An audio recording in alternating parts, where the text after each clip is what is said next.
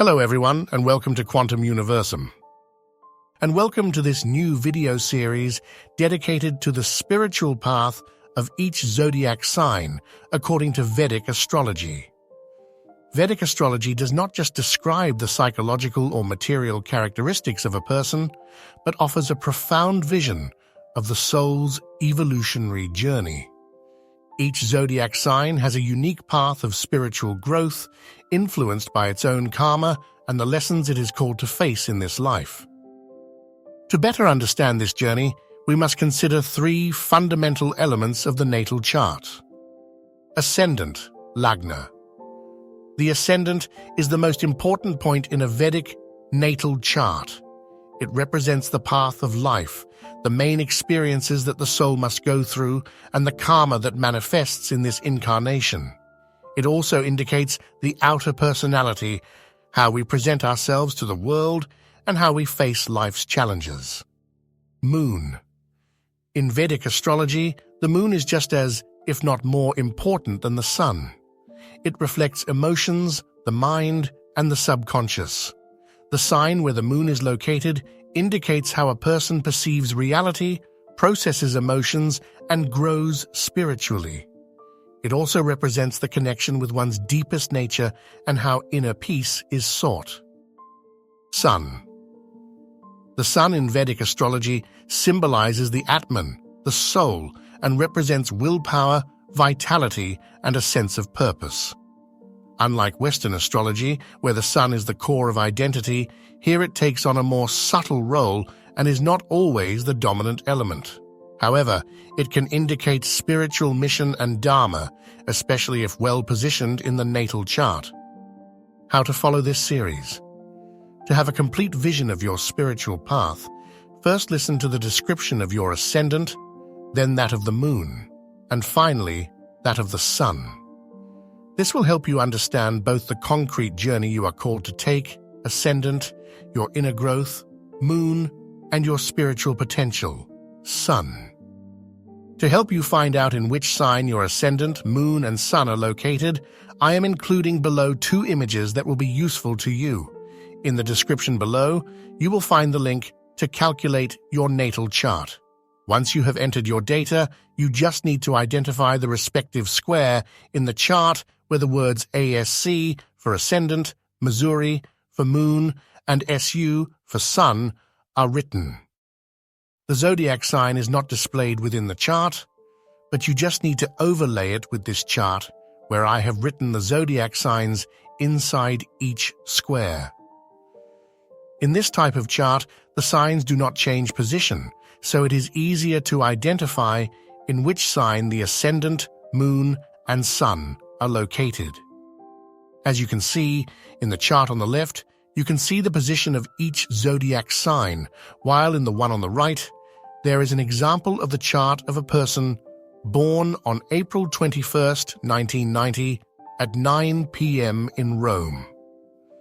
Their ASC is in Libra, the moon in Aquarius, while the sun is in Aries.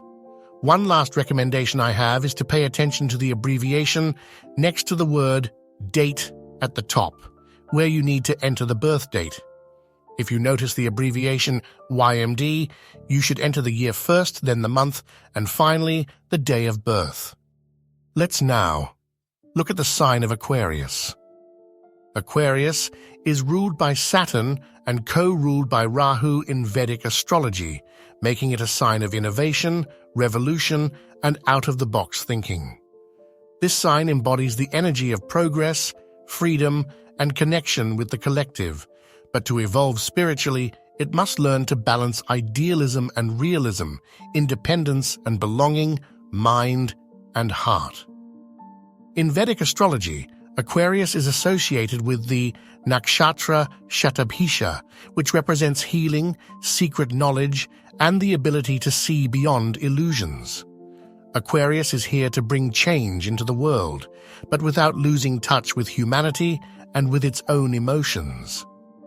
If you have the ascendant in Aquarius, your spiritual growth passes through the search for truth and the contribution to the progress of humanity. You are a person who always looks to the future, eager to break conventions and bring new ideas into society. However, your challenge is to stay connected to the heart without being dragged only by the mind and rationality.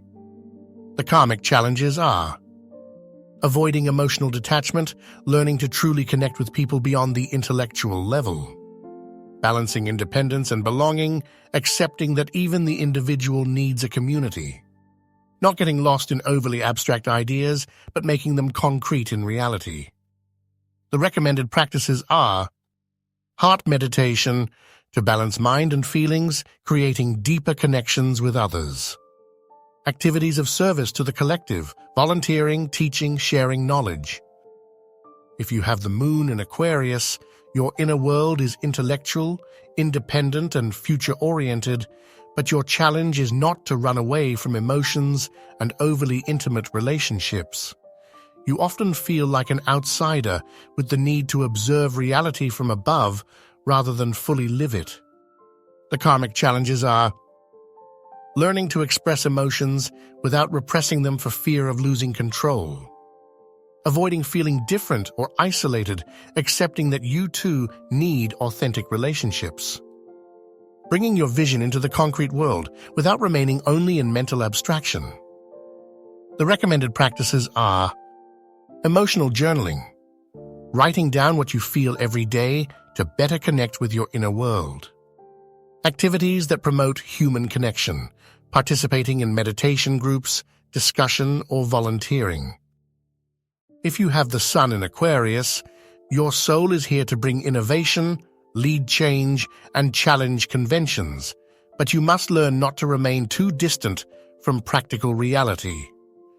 You have a brilliant and nonconformist mind, but your challenge is not to lose touch with people's real needs. The karmic challenges are not letting yourself be dragged only by intellect, but also integrating the heart into decisions. Finding a balance between rebellion and respect for existing structures, understanding that every transformation must occur with wisdom. Accepting that change happens gradually without the need to overturn everything all at once. The recommended practices are study of philosophy and spiritual sciences to understand the universal mechanisms of change. Innovative projects with social impact, creating something useful for the collective good without getting lost in abstract theories. Aquarius is a visionary and an innovator, but its spiritual evolution passes through the ability to balance intelligence and heart, freedom and connection, theory and practice.